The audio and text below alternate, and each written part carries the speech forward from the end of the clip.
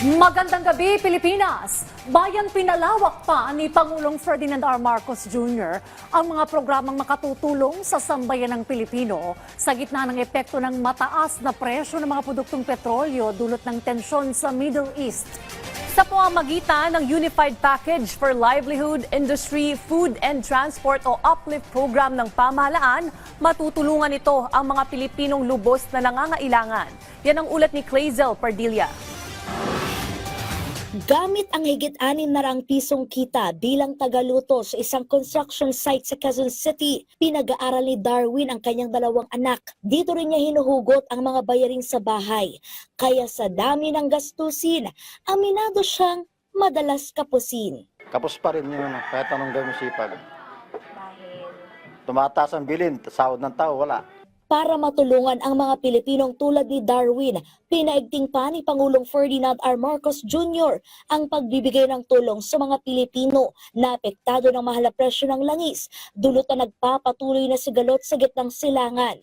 Ngayong araw, pinalawak ng Presidente ang Unified Package for Livelihood, Industry, Food and Transport o UPLIFT. Sa ilalim ng programang ito, mabibigyan ng agarang tulong ang 7,5 milyong kabahayan o 37,500 na milyong Pilipino sa buong bansa. Makakatanggap ng isang beses na karagdagan tulong na hanggang 2,000 piso ang 3,5 milyong benepisyaryo ng Pantawid Pamilyang Pilipino Program o 4Ps at yung Walang Gutom Program. Bibigyan din ng 2,000 pisong ayuda mula Hulyo hanggang Desyembre o sa loob ng 6 na buwan ang 2,5 milyong mahihirap at yung malapit ng maging mahirap na natukoy ng 2024 Community-Based Monitoring System. Pasok din ang mga manggagawa at kanilang mga pamilya na may mababang kita na nasa listahan ng Social Security System. Sabi ni Pangulong Marcos,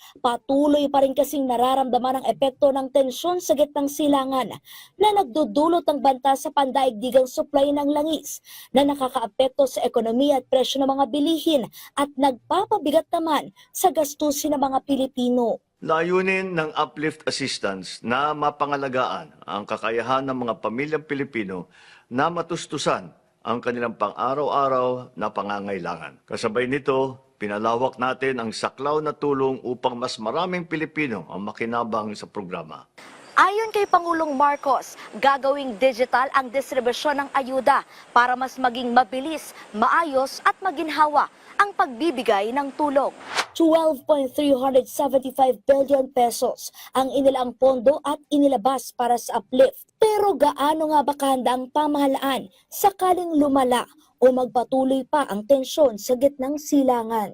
Yan nga po ang inaaral. Pagka may budget po, i-release agad para itulong sa mas nangangailangan. At binabalansi po lahat ang pondo. Clazel Pardilla para sa bayan.